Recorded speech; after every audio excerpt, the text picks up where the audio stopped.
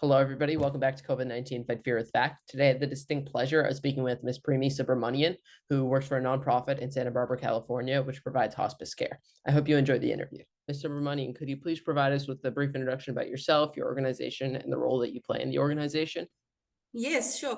So I am a medical social worker who provides hospice care to patients who are in our service. So I'm a hospice medical social worker. And my job is to work with patients who are on hospice care. And basically what this means is hospice care means that when a person comes onto hospice, the doctors have given them a life expectancy of 6 months or less. Okay. And now, could you just briefly enlighten us on how the pandemic has changed the course of your organization and the things that you've had to do for the organization? Yes. So, my job really entails visiting patients in their homes and providing emotional support and even information on resources to patients, but not only just the patients, but also providing support to family members. So very often when we have a patient on hospice, family members are looking for caregiver support, or they're looking for, any kind of support that will help that person's stay at home be comfortable. So that is my role. However, during the pandemic, this role was vastly affected because I was not able to provide in-home visits. And most of our visits were done virtually via telehealth. And this means that, so patients didn't see me in a face-to-face, although it was face-to-face on telehealth, it wasn't in person visits. Yeah. So then in that case, how did the lack of sort of physical social interaction impact patients? Yes. So, one of the things that we find, a lot of the patients that I work with, or many of the patients I work with, are very old, but they also live alone. And this is, I think this is this desire to be independent. So family members probably want them to be in a facility, but they prefer to live independently in their homes. And so the how this was impacted was that I wasn't able to provide that in-person support and be there for patients because it was all through virtual. And so oftentimes also another factor is that many of these patients are older and they're hard of hearing. So when you provide a telehealth visit, oftentimes it is not with the patient themselves that you're talking to. It's with the caregiver or the relative, and they're not really getting involved in the conversation. So when you provide in-home visits, you are going to see them face-to-face, in person, and you're gonna be able to hear them. So I think that was one of the biggest issues. Okay. And do you have any examples as to how you had to sort of cope with this issue? And then was there even maybe a transition later on into using PPE to see them in person? What was that Yes. like? So what we did, our agency was our agency was very good in promoting PPE. So the requirement was that if we did in-person visits, we did in-person visits when they were absolutely necessary. So for example, if the patient needed a more emotional support, the patient was alone, and the social worker had to go into the home, then we wore full PPE with the gown and gloves and mask. So that was it. And then, when you get to the home, you have to don full PPE. And then when you leave the home, take out your PPE and come back to the office. Okay, so in those instances where you have to wear full PPE and stuff like that, I assume there was also a period of time where you had to discuss pandemic-related issues like vaccines and masks, especially Yes, how correct. dangerous seeing them in person was. So how did that go about with your organization? What experiences did you go through? Were there any patients who struggled to comply with it? Um, So, so for the agency themselves, for our agency, they have specific rules or requirements. I wouldn't say rules, I would say requirements. So we were all required to get the vaccines because we all fall under healthcare workers. So we were the first to get the vaccines, when the vaccines came out. So all of us were able to get vaccines. And then there was they gave us a timeline in which to get them, within which to get them. Now, if you didn't get a vaccine, then the people who didn't get vaccines were required to do daily testing. But our agency did have a policy that people who worked at our agency needed to be vaccinated. And for the most part, all of us complied. And, I don't know of many who did not, and you what know? about patients? Was there any So issue? this is the thing. The biggest challenge, however, was patience. So Right. one, I think if you look at the whole situation too, a lot of the many of most of the difficulty about vaccines was related to whether people believed in vaccines or not, but Mhm. also was also informed by their political affiliations. Right. Right. So, and sadly enough, in this country, we became divided on vaccinations because of political reasons. And so for me, the challenge was that we did have patients who, due to their political and other beliefs, did not want to be vaccinated. And then there were those who would be vaccinated. So we, however, would have to provide service to everyone who came onto our service, right? Right. So whether they were vaccinated or not. But in the cases where patients were not vaccinated, then we would make sure we wore full PPE. We were very careful. We were aware that our safety was at risk if we went into the home without full PPE. So that was the way we were able to handle this situation. Okay. So backtracking a little bit to back when you guys were still purely virtual, was Yes. access to technology an issue for a lot of patients? Because I assume if they were living by themselves, they might not have Right. a lot of computers. So, yes. So the patients who are living by themselves had relatives, clearly. But interestingly, many of our patients know how to use the iPad. They know how to use a telephone. They know how to Right. use the phone. They know how to do FaceTime. Many of them do FaceTime with their family members. And I have to say that we are dealing with uh, a sector of the population that's not very low income. Many Right. of the patients, this is Santa Barbara. Yeah. So, we live in a county there are a lot of more higher income families and, more middle class families. So we have, of course, come across some lower income families too. Right. But for the majority of the patients that I've worked with on hospice, most of them were able to have access to technology.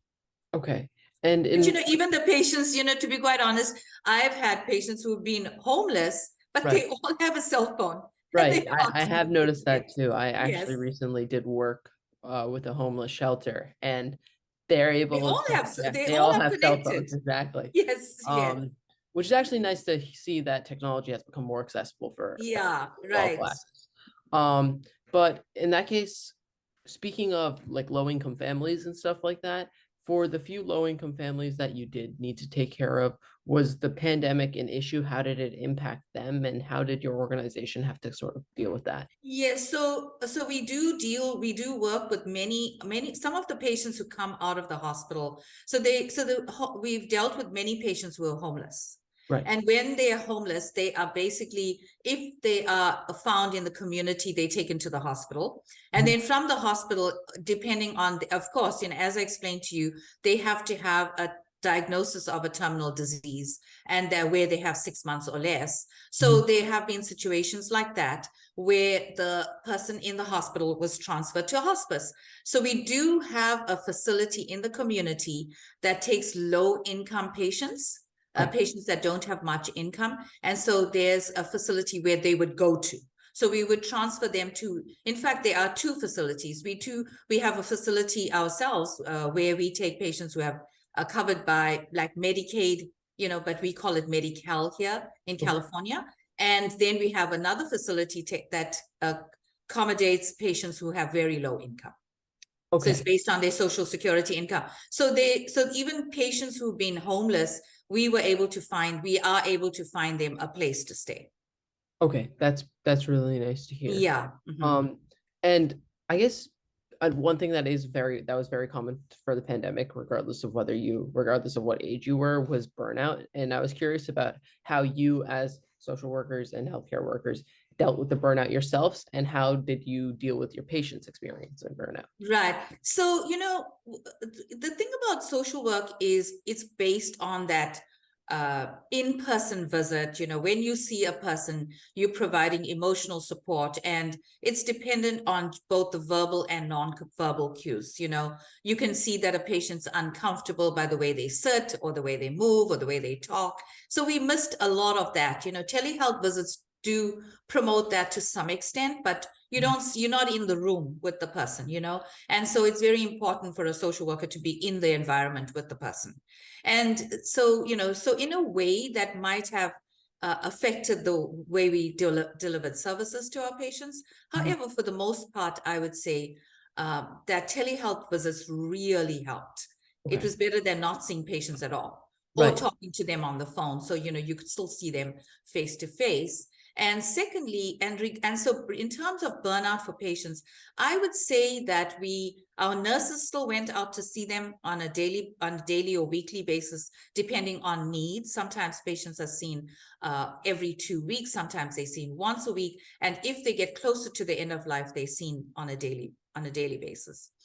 However, when we when as social workers, in terms of burnout, what happens with us is that we do need to communicate with other social workers. It's like debriefing, like you talk to your colleagues about, you're having a bad day or things like that. So, so when you're working alone and you're working exclusively on your own, like from your home, it's hard, because you don't have your colleagues. So I think what I coped, because I did some exercises at home, we did lots of walks. And, so after a full day of work, go for a walk in the afternoon, which was safe to do.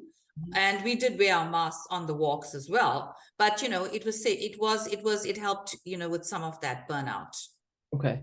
And then as a social worker yourself, did you find that either in regards to patients, you had it spiked up during the pandemic or it went down during the pandemic? And even other social workers, was there an increase in the amount of social workers or a decrease in the amount of social workers in your field? I would say that we did do more social work, I would say. Yeah.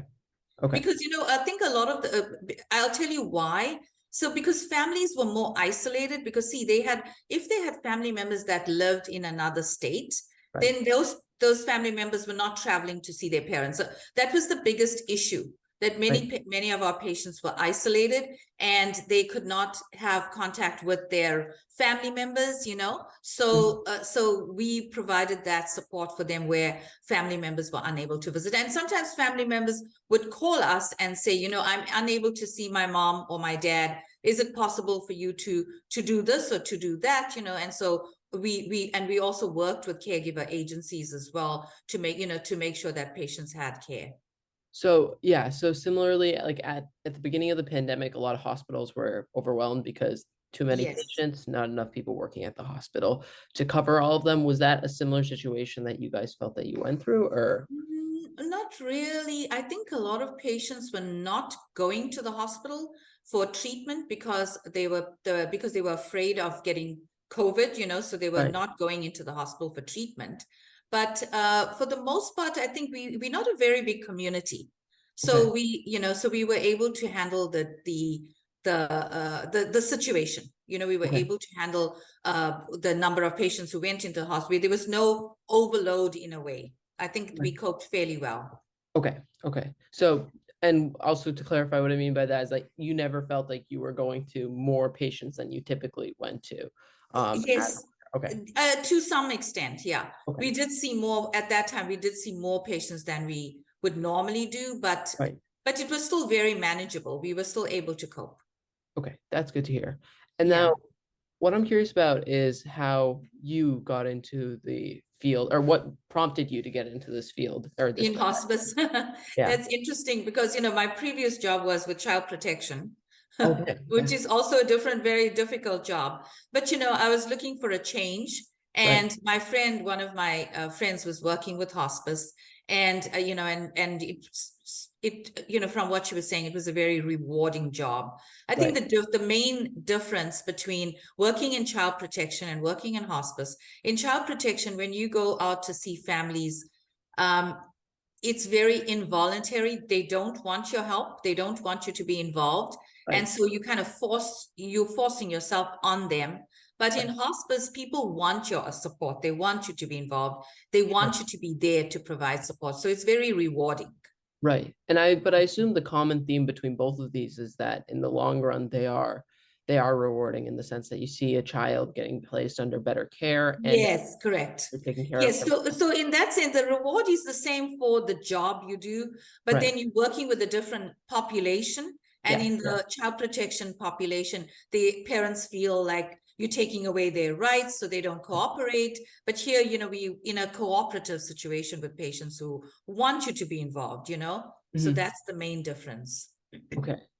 And I guess now, hindsight being 2020, is there anything that you wish your organization had done differently during the pandemic? Or is there anything that you, not even just your organization, but just hospice care in general, that you could have done differently? I think our agency did very well in terms of cooperating with the requirements by the Department of Public Health, here, the County of Santa Barbara, and we followed all the rules and we were informed of all the rules and we all complied. I think one, we are a small agency. Two, we are a small county, so it's very easy. It's very easy to flow. I Right. think the difficulties occur in lots of bigger counties. Also, we are, we are a county I would say, I don't want, it's a county that the needs are usually being met by most people. We Yeah, do that try makes to sense. meet the needs of everyone. Yeah. Okay, that's good to hear. And I guess to wrap up, do you have any parting thoughts that you'd like to add or? No, I think that COVID, the whole COVID issue brought to us, to the whole world, I think that we're not immune to diseases, and that how this disease, a disease like this, can create such a pandemic that can affect people globally, and not just in terms of our daily living, but in every aspect of our lives. Sure, sure. Yeah, so, and that we need to be aware that this can happen again. Yeah, yeah. So be Yeah. prepared. Yeah. Yeah. Well, in that case, thank you very, very Thank much you. for the Thank you, time. Arya. Of Thank course, you. yeah. I really appreciate it, Ms. Subramanian.